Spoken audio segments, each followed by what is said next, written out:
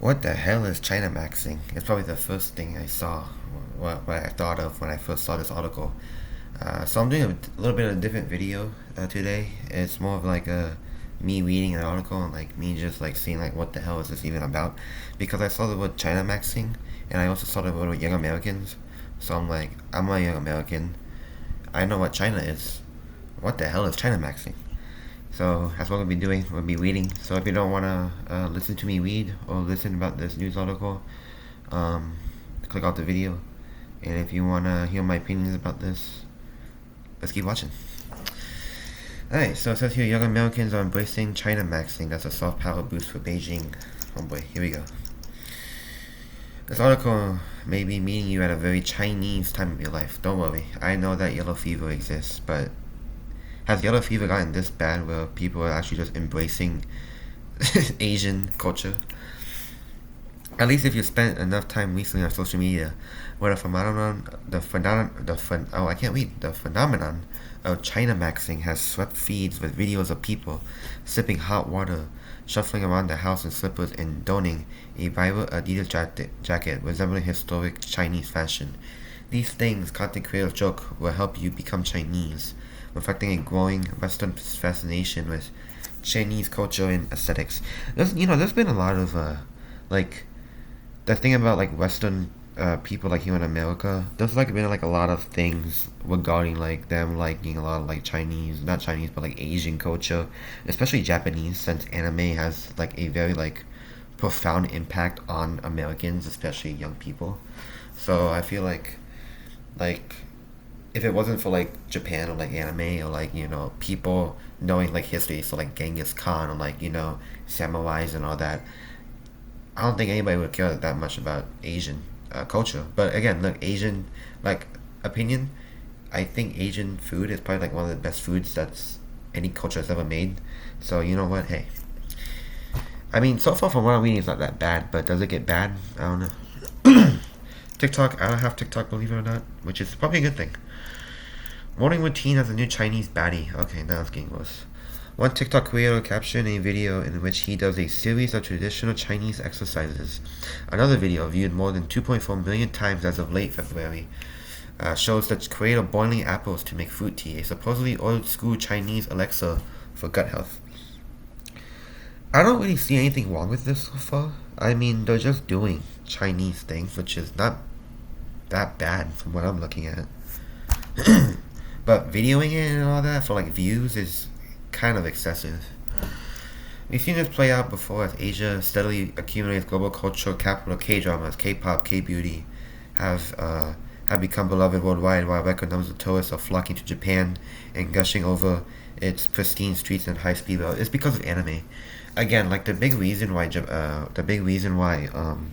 like Asian culture is becoming so popular is because of these entertainment medias like K-pop, like BTS, anime. Like is probably the biggest one. Like some like advertisements to social media about like how like clean Japan is, or like somehow clean the, like some Asian countries are like the big reason why people are like getting into Asian culture, basically. Now it seems as it is China's turn. Okay, here we go. So we have Labubus, yeah. That's a big thing, Labubus. And then people wearing like Chinese attire, I guess. For the longest time, there was all this discussion about how China didn't really have as much soft power vis-a-vis South Korea or Japan, said Tammy Fang, a PhD student at Harvard University Department of History of Science. We've seen that changing quite a bit over the few months of Chinese video games, Chinese films, and even tiny things. See, it's all these like see again, like Black Myth Wukong was like a huge Chinese, like most of like the Dark Souls, like the Souls like games are like Chinese studio, and also like there are also some Chinese films and also like Chinese like comic books and all that.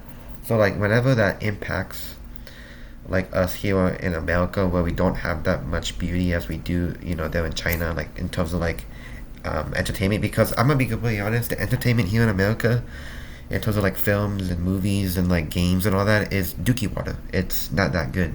So when we see good products from these other countries like China and Japan, especially with animation, Korea with the like movies and like the amazing like dramas and all that, we kind of appreciate the culture more rather than us. So we take more interest in like, okay, what is the culture about? Is the culture good? And when you start to learn, when you start to learn about the culture more, you start to get intrigued and you want to go visit them because of what the show or the movie taught you, and also probably what you learn from history or like the food and all that. So there's like a lot of like big reasons why this is happening. And you know what? I said this a long time ago, and I guess, yeah, I mean, it is right. But it feels a little different from previous Asian culture ways. For starters, South Korea and Japan are both democracies and staunch U.S. allies, while China is an authoritarian state and a major U.S. rival. Yeah, China is a huge dictatorship. It's definitely authoritarian, and I would rather go travel to Japan and Korea than China.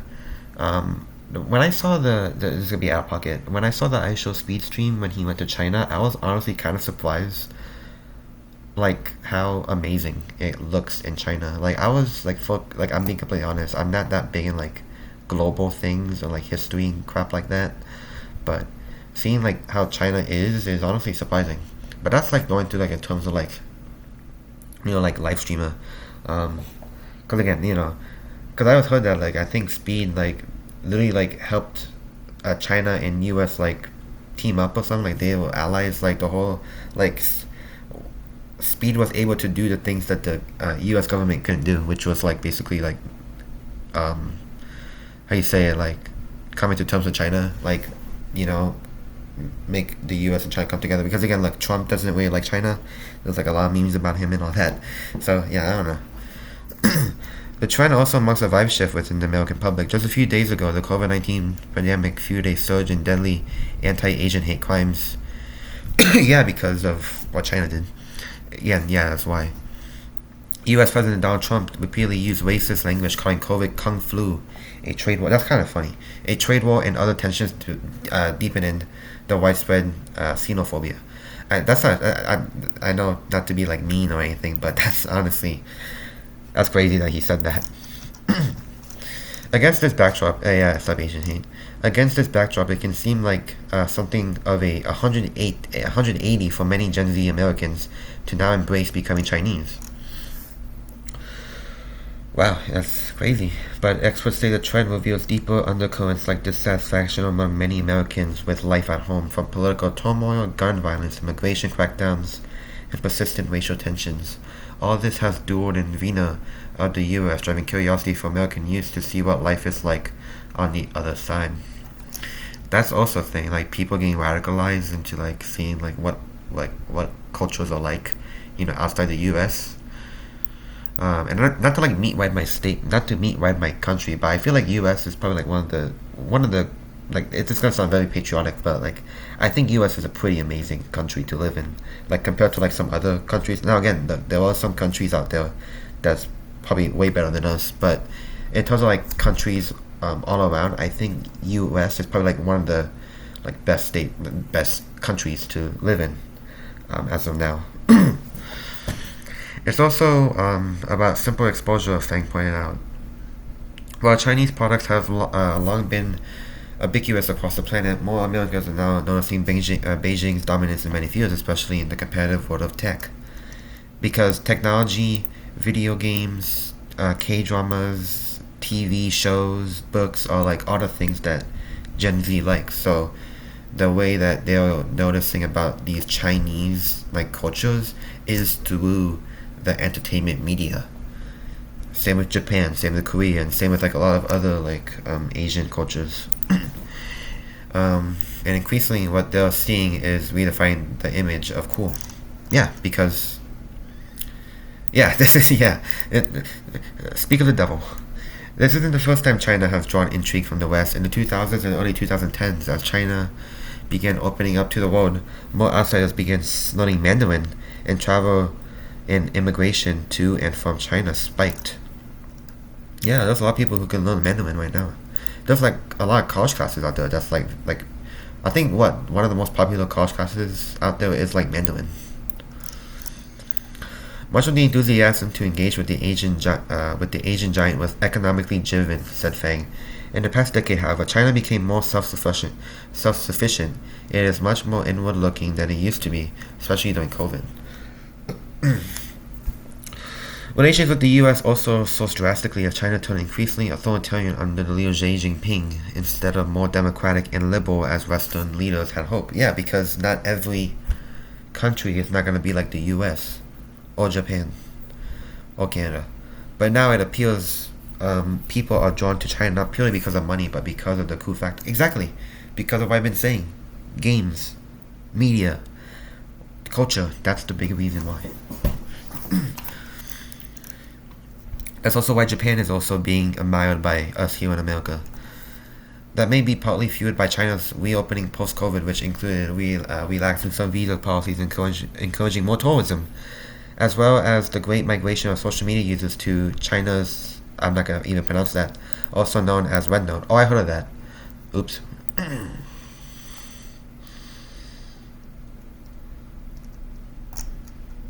Also known, okay. Talking about the U.S. government threatened to ban TikTok. The influx of Americans to OneNote saw two vastly different populations who normally exist in entirely separate online spaces directly connecting like never before.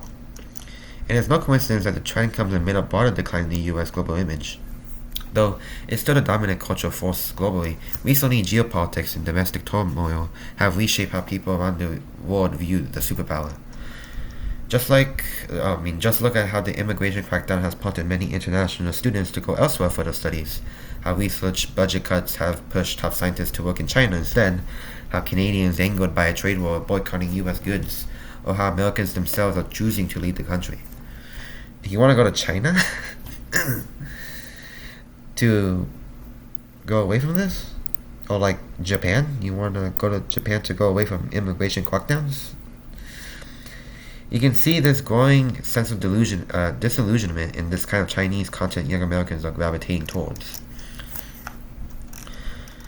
For instance, videos showing, that's a big word I don't know, vertiginous skylines from Chinese metropolises like I don't want to pronounce, I'm going to call it Chang and Shanghai have gone viral for depicting a futuristic vision of urban life, replete with seemingly clean streets and low level of violent crimes. Believe it or not. Clips show neon-lit skyscrapers, drone shows, and jaw-dropping transport systems have been topping social media algorithms. Other popular videos highlight China's electric vehicle advances and embrace of green energy. I don't know how to say this. I might be wrong, but I feel like the reason why China is like more futuristic compared to us, because we do have a big economy. I think we have the largest economy here in America, and I feel like the reason why they don't have that much I feel like the reason why China has like a lot of technological advances is one, because of the school system that they have there, and two, I feel like they just put most of the money on technological advances, and here in America we put more money in like military and like other things that is not technology. And then basically all because China is like the world leading supplier for just like technology around the world, because if they put more money into technology, they'll probably make a lot more money from trading, because you know a lot of things here are made in China, like the phone that you have or the computer that you're watching this on, like that's probably made in China. So that's probably why. And again, they just put most of the money into these technologies. I feel like if we put money into technologies and also a better education system here in America, I feel like we'll probably outsell China in terms of like technologies. Clips showing neon-lit skyscrapers, drone shows, and jaw-dropping transport systems have been, we saw that. In many ways, the romanticism of Chinese progress is oversimplified. For instance, while housing costs in China are lower than in the U.S., exactly, bro, the U.S. housing prices here are freaking skyrocketing. Like, you can't, like, how is it? It's crazy that the minimum age to afford a house here in the U.S. now is like 59. Like, you're damn near retired. That's insane. Average wages are also far lower, one of the many real-life challenges of life in China. Despite these problems, however, the viral videos present a seductive contrast to America's aging infrastructure and high costs of living. Again, It's probably because of like a dictatorship. That's probably not the reason why, but I feel like that's like I'm leaning towards like the reason why they're like that is because of the dictatorship and also like the amount of money they make from trade. But again, like we're the leading economic power in the world, so why do we have high living costs, right? Why do we have to deal with the inflation, right? Who knows? The current trend tells us more about what Americans feel about America that oh, I have to make sure I'm recording. Than what America feels about China, Fang said. It's a future Chinese. With a long history of xenophobia in the U.S. and geopolitical tensions, it's hard to say how long Chinamaxxing will last, and whether it's a sign of an increasingly Chinese future.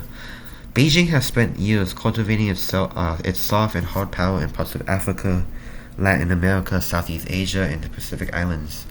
In certain countries, it's common to see Chinese EVs and Huawei's and smartphones. I actually heard of these. Products are far less visible in the U.S. in part due to policy restrictions and import controls. A lot of Americans, that's a cool car. A lot of Americans are slowly realizing that these are the things China has been producing and they're pretty good, says Fang. There is a lag precisely because these things weren't allowed in the U.S. Yeah, it's crazy that. I mean, I'm going to imagine that since they are the leading factory or like the country to like sell things like technology, I wouldn't be surprised if they have a freaking Mecha Godzilla like hiding in like a bottom of like the military thing. Like I wouldn't be surprised if they have like a hovering car because of like what China is and how much money they put into technology, basically. I mean, look at all the freaking pollution in China. There's a lag for yeah, okay. Even some of the U.S. closest traditional allies are inching closer to China in the face of Trump's. It's also like one of those things where people are just trying to oppose Trump. So like anything that's opposed to Trump, they're gonna try and like get into it solely because they just don't like Trump. Even some of the, which again, there's some ways where I realize like why they do that and all that. But that's probably like one of the reasons why. If it opposes Trump, people are gonna do it. Even some of the U.S. closest traditional allies are inching closer to China in the face of Trump's volatile foreign policy. For instance, Emmanuel Macron, Britain, this freaking guy, Starmer, Finland's Petri Orpo, and Canada's Mark Carney all visited Beijing in recent months and were hosted by Xi. Internet's culture moves fast and viral memes fake quickly for most users. Chinamaxxing was never that serious and meant to be used ironically or as a joke. The trend has come under criticism too, with some members of the Chinese diaspora accusing it of being culturally appropriative and insensitive. Exactly. That's also what Japan has been feeling when all these freaking tourists enter their freaking country and causing rackets. Because of, I don't know, maybe because of anime. But for a brief moment, trends like these can offer an unlikely digital bridge between two cultures often divided by politics and the decision of the leaders. I personally grew up or came of age in this decade when people in the U.S. and people in China were interested in what each other had to say and had to offer to the world. Fang said, "I'd like to see some of that receive in this day and age." That's an interesting article. Again, I feel like the reason why people are like embracing this Chinamaxxing is purely because of like what they think like the U.S. is now. Like they don't really like the U.S. because of like what Trump is doing and also like the culture and like the things they make, like like like what the food, the technology they have, the shows. Like I'm talking. I mean, this isn't just about China. I mean, this can be about any Asian culture. Again, Asian. Like I might be true, but Asian cultures have probably some of the best food out there. Like that's like something that I like stand. 10 toes stand on that Asian culture has like some of the best food out there, and also like Asian media is also amazing, like especially anime. Like again, I feel like anime has had a large impact in the Asian culture here in the West. Like there's a big part of me that says the reason why people are going to Japan, like the reason why a lot of like Americans are going to Japan is solely because of anime and like what they see on anime. Like that might sound very bad, but just like what that's in my head. Like the culture they have, like the food. Again, that's like mostly. I'm trying to think of what to say. Like when you release things like, again, like the best way to reach people here in America is through media, because that's what people are always on. They're always on TV, they're always on media, they're always finding something to watch to entertain themselves. So if you release things globally and you put your culture into that entertainment, like for example, like the best way to see like what Japanese culture is like is to like watch a drama show, or like maybe just watch a video on YouTube about Japanese life, and also like slice of life animes. Like those are probably like some of the best ways you can see like what Japanese culture is, because you know the people who write anime and like the people who write shows are going to use what they know about their life and put it into them, right? So when you release those kind of things globally, it attracts to those people, and they see and they compare it, and they see, hold on, Japanese life looks way better than my life here in America. The way they do things in Japan is much more better than here in America. Why? This makes me and then they think to themselves, hold on, this is very interesting. I want to learn more about this country. I want to learn more about the people. So they say, okay, you know what? Let's go to Japan, or let's go to Korea, or let's go to China. So like, it's like jealousy to a certain extent. Like they're kind of jealous to see like, oh wait, there's a country out there that's better than the U.S. Let's go there. But yeah, again, big reason is that again, like what's going on with the world right now, like global tensions right now, and also like things going on with like the entertainment industry here in America, like being sucky, and then also China and like Japan and Korea and like all the other like Asian countries have like better media than here in America, and like what they learn from like school, like the history of like these Asian countries, or like the food of these Asian countries, and the culture, like more like neat culture compared here in America, and also like how these Asian countries are like a little bit more like not as diverse as here in America, because here in America we are very diverse. We are a very diverse country, and I want to say like some of the big reasons why like people here in America don't like each other that much is because of how diverse we are. And obviously when you have a lot of differences with each other in terms of like religion or culture, or like the way you think about things, you're going to have a bunch of disagreements with each other, especially like where you grew up, because there's a lot of immigrants here in America. So they're not gonna agree, especially like when it comes to like immigration, like ICE and all that.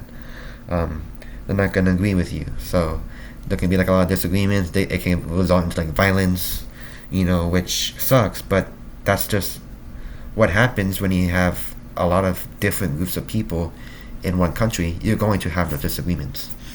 And I don't know about like the immigration, like or like the diversity in Japan and like all these other Asian countries, but I'm going to imagine it's not going to be that as much as here in America, right? So I don't know. I might be like spitting actual like poopy water. It might even just be false, but that's just like the way I view it. And again, I feel like this is cool. I mean, again, I am Asian. I am a Filipino American. So most like the reason why I know about the Asian culture is mostly because of my mom. So I know a lot about like the Filipino culture because the food I eat, the way she talks, my family in the Philippines, like what's going on there. When I've been to the Philippines, that's like the only Asian country I've ever been to, which is the Philippines. So I want to know a lot more about the Philippines than I do about Japan and China and all that. But yeah, I don't want to talk too much about it. This was really cool. I mean, I don't really see anything wrong with this, other than that it's just seen that I feel like the West is just appreciating more about what Asian countries are doing because of like social media. And that's probably like the big reason why that Gen Z is like doing this, because they appreciate these Asian countries' culture rather than here in America, because they think it's more better than here in America. And you know what? I don't even blame them. But yeah, I'll get out of here. But yeah, that was China Maxing. That's it. Thanks for watching.